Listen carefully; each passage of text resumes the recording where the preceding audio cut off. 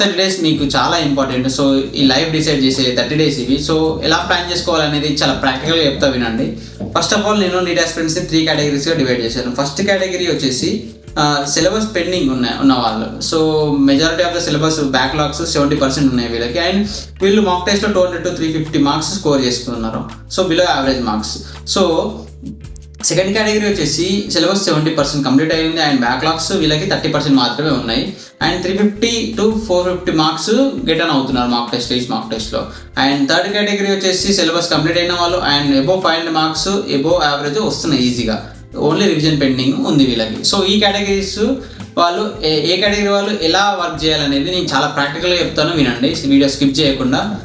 First category వచ్చేసి backlogs ఉన్న వాళ్ళు. సో వీళ్ళు ఫస్ట్ 10 daysలో మొత్తం బ్యాక్లాగ్స్ని క్లియర్ చేయాలి. సో ఇది చాలా క్రూషియల్ పీరియడ్. 10 days అనేది వేస్ట్ చేస్తే మాత్రం చాలా ఇబ్బంది అవుతుంది ఫర్దర్గా. బయాలజీ కంప్లీట్ చేసేయండి and physics important selected chapters మాత్రమే చేయండి. కెమిస్ట్రీ హై యీల్డింగ్ టాపిక్స్ చేయండి అండ్ డైలీ పీవైక్యూస్ ప్రాక్టీస్ చేయండి.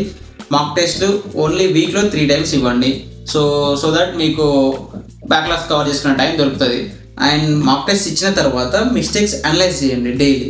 And focus on pending syllabus, అంటే పెండింగ్ సిలబస్తో పాటు మీరు మాక్ టెస్ట్లు ఇవ్వండి అండ్ వీకర్ టాపిక్స్ని స్ట్రాంగ్ చేసుకోండి. అండ్ నెక్స్ట్ 20 daysలో రివిజన్ చేసుకోండి.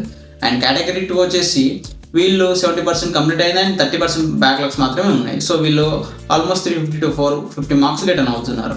వీళ్ళు ఏం చేయాలంటే majority of the biology syllabus complete చేసేయండి, మొత్తం కంప్లీట్ చేసేయండి. And physics major topics complete చేసేయండి. కెమిస్ట్రీ ఓల్డ్ సిలబస్ కంప్లీట్ చేసేయండి. And focus on the high yielding topics. 9 PYQs practice చేసేయండి అండ్ మాక్ టెస్ట్లు ఇవ్వండి. డైలీ ఎవ్రీడే ఇవ్వాలి. అనలైజ్ మిస్టేక్స్ చేయాలి, చేసినప్పుడే ఇంప్రూవ్ అవుతారు మీరు. నెక్స్ట్ థర్డ్ కేటగిరీ వచ్చేసి సిలబస్ కంప్లీట్ అయిన వాళ్ళు. సో 500 మార్క్స్ అబోవ్ తెచ్చుకునే వాళ్ళు అన్నమాట. సో వీళ్ళు రివిజన్ మాత్రం పెండింగ్ ఉంది వీళ్ళకి.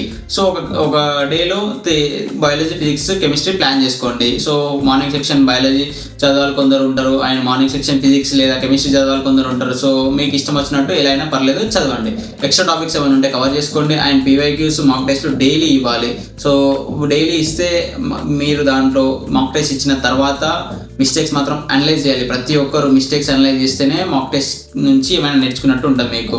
సో నెక్స్ట్ ఇంప్రూవ్ మిస్టేక్స్ నుంచి మీరు ఇంప్రూవ్ అవుతారు ఎలా అయినా. అండ్ ఇదే ప్రాసెస్ మీరు ఎగ్జామ్ వరకు రిపీట్ చేయాలి. ఎంత బోరింగ్ ఉన్నా పర్లేదు కానీ ఇదే సైకిల్ మీకు రిపీట్ అవ్వాలి. డైలీ మార్నింగ్ లేవాలి, చదవాలి, రివైజ్ చేయాలి, మాక్ టెస్ట్లు ఇవ్వాలి, ఏమైనా మిస్టేక్స్ ఉంటే అనలైజ్ చేయాలి, మళ్ళీ రివైజ్ చేయాలి. మాక్ టెస్ట్ ఇస్తే టైం వేస్ట్ అవుతుంది. అదే టైంలో నేను ఎక్కువ లెసన్స్ రివైజ్ చేసుకోగలుగుతా అనుకుంటారు. But one of the major mistakes చాలామంది ఇదే చేస్తారు. సో మాక్ టెస్ట్ ఇవ్వడం వల్ల మీకు ఏమవుతుందో నేను చెప్తాను చూడండి. మాక్ టెస్ట్ ఇస్తే టైం మేనేజ్మెంట్ తెలుస్తుంది. టైంని ఎలా మేనేజ్ చేయాలనేది మీకు మంచిగా అర్థమవుతుంది అండ్ మీకు ఉండే భయం పోతుంది మాక్ టెస్ట్ ఇస్తే. నెక్స్ట్ బబ్లింగ్ ప్రాక్టీస్ అవుతుంది. తర్వాత దాని నుంచి మీరు మాక్ టెస్ట్ నుంచి ఇంకా betterment day by day improve అవుతూ ఉంటారు. అండ్ క్వశ్చన్ పేపర్ ట్రెండ్ తెలుస్తుంది మీకు. అండ్ మీకు మేజర్గా కాన్ఫిడెన్స్ వస్తుంది మాక్ టెస్ట్లు ఇస్తూ ఉంటాయి. అండ్ మిస్టేక్స్ అనలైజ్ చేస్తే మీరు ఇంకా ఇంప్రూవ్ అవుతారు మంచిగా.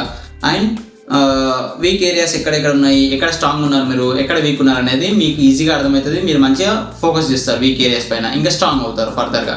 సో మాక్ టెస్ట్ స్కిప్ చేయకండి. నెక్స్ట్ మాక్ టెస్ట్లు ఏమని చెప్తున్నారు కానీ మాక్ టెస్ట్ ఎక్కడ దొరుకుతుంది అంటే ఆన్లైన్ రిసోర్సెస్ చాలా ఉన్నాయి. వెతికితే దొరకదంటే ఏమీ లేదు. అండ్ ఆఫ్లైన్లో ఒకవేళ మీ దగ్గర పీడిఎఫ్స్ కానీ ఏమైనా ఉంటే ఆఫ్లైన్లో జిరాక్స్ తీసుకొని బబ్లింగ్ ప్రాక్టీస్ చేయండి ఇంట్లోనే, ఎగ్జామ్ పెట్టుకొని మీకు మీరు ఆనెస్ట్గా. అండ్ నెక్స్ట్ ఒకవేళ మీరు మీ చుట్టుపక్కల ఏమైనా కోచింగ్ సెంటర్స్ ఉంటే ఓన్లీ మాక్ టెస్ట్ వరకు మాట్లాడుకొని జాయిన్ అయిపోండి మాక్ టెస్ట్ ఇవ్వండి. కానీ ఎటు తిరిగి మీరు మాక్ టెస్ట్ మాత్రం పక్కా ప్రాక్టీస్ చేయాలి. మాక్ టెస్ట్ ఇవ్వకుండా వెళ్తే మీకు కాన్ఫిడెన్స్ ఉండదు, భయం వేస్తుంది. నెక్స్ట్ ఏం చేయాలంటే పీవైక్యూస్ ప్రాక్టీస్ చేయాలి. పీవైక్యూస్ అనేది చాలా మోస్ట్ ఇంపార్టెంట్ ఫ్యాక్టర్ ఇది. పీవైక్యూస్ ప్రాక్టీస్ చేయండి. పీవైక్యూస్లో మీకు అర్థమవుతుంది ఏ క్వశ్చన్స్ ఎక్కడి నుంచి వస్తున్నాయి, అంటే ఒక కాన్సెప్ట్ నుంచి ఆ క్వశ్చన్స్ ఎట్లా ఫ్రేమ్ అవుతున్నాయి అనేది మీకు అర్థమవుతుంది. లాస్ట్ 38 years ఇక్కడ స్క్రీన్ పైన ఇస్తున్నా చూడండి. బయాలజీ, ఫిజిక్స్, కెమిస్ట్రీ ఇవి కొనుక్కొని ప్రాక్టీస్ చేయండి.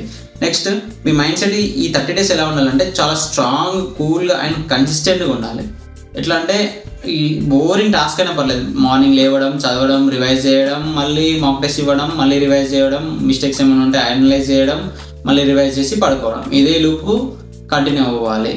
ఓవర్ థింక్ మాత్రం అస్సలు చేయకండి. And stay positive. If you don't get marks in the mock test, maximum number of the aspirants mock test start చేస్తారు. ఇనిషియల్గా marks Rao. So 95% of the neat aspirants ఏం think చేస్తారు, marks drop అయినాయి, so లో feel అవుతారు. లో feel అయిన తర్వాత అండర్ కాన్ఫిడెంట్ అయిపోయి టైం వేస్ట్ చేసుకుంటారు. కానీ నెక్స్ట్ 4% ఆఫ్ ద క్రౌడ్ మాత్రమే మార్క్స్ డ్రాప్ అయినా కూడా వాళ్ళు దాన్ని లెక్క చేయరు అనమాట.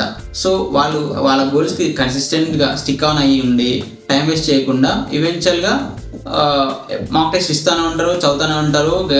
లాస్ట్కి ఎగ్జామ్లో మంచిగా పర్ఫామ్ చేస్తారు. నెక్స్ట్ టాప్ 1% అనమాట. వాళ్ళు ఎట్లయినా స్మార్ట్ అండ్ మార్క్స్ ఈజీగా గెట్ ఆన్ అవుతారు. నెక్స్ట్ ఇప్పుడు నేనేమంటున్నా అంటే దీని నుంచి ఏం నేర్చుకోవచ్చు అంటే 95% ఆఫ్ ద క్రౌడ్లో మీరు ఉండకూడదు. ఒకవేళ ఉన్నా కూడా మీరు 4% ఆఫ్ ద క్రౌడ్కి జంప్ అవ్వాలి.